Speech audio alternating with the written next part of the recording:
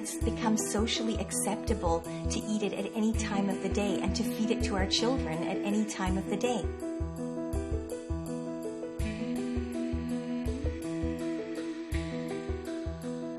This is not a cosmetic problem. It's not about being teased at school. This is a public health crisis.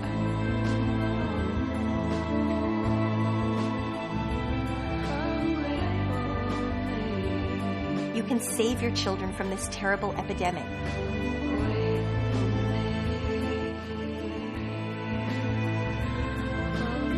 Let me show you how.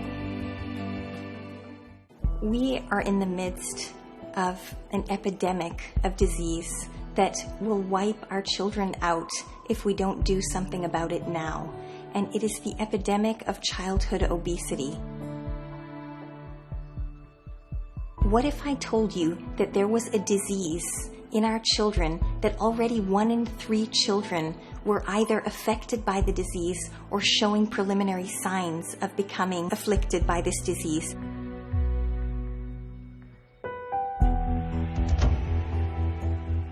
Childhood obesity is a serious problem in the United States, and it's the result of changes in the culture of eating that have happened here in the US over the past 30 years. We have become a nation addicted to processed food, and that processed food is available on every corner.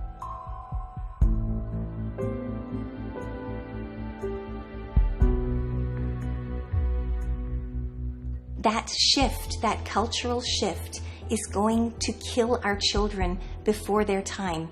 Experts are saying if the trends continue, this is going to be the first generation of children to have a shorter life expectancy than their parents. Already 1 in 3 children born in the year 2000 will develop type 2 diabetes. Type 2 diabetes was formerly called adult onset diabetes. It was almost unheard of in young children, and it's a disease that is very clearly linked to obesity. The danger of this disease is that it will cause our children to lose their limbs, to lose their eyesight, and to lose their kidney function at an age when they're supposed to be dancing at their daughter's wedding, when they're supposed to be attending graduation parties, when they're supposed to be playing with their young grandchildren. Our children will not live the lives that we've lived, and it is purely a result of choices that we have made for them. Now, there is a solution, and the solution probably lies in your kitchen. You might not have used it recently, but this is your solution. We need to get back to a culture of home cooking.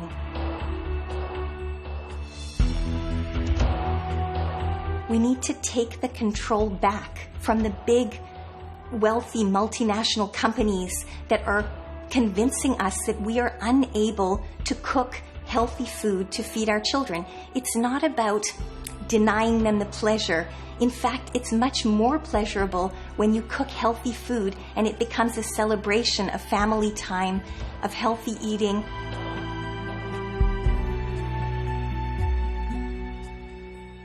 You develop their taste buds at an early age to make the right decisions later on in their lives.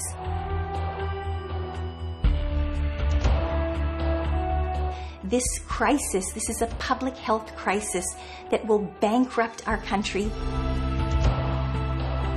And we need to get back to the pot. We need to cut down on portion sizes. Our children have lost touch with what a normal portion size is.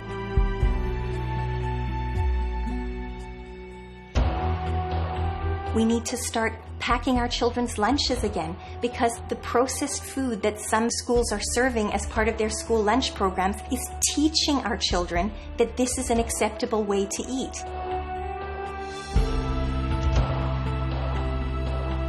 So we need to get back to our trusted pot, pack our children's lunches. We need to sit down with them and eat and laugh and talk and have those magical moments.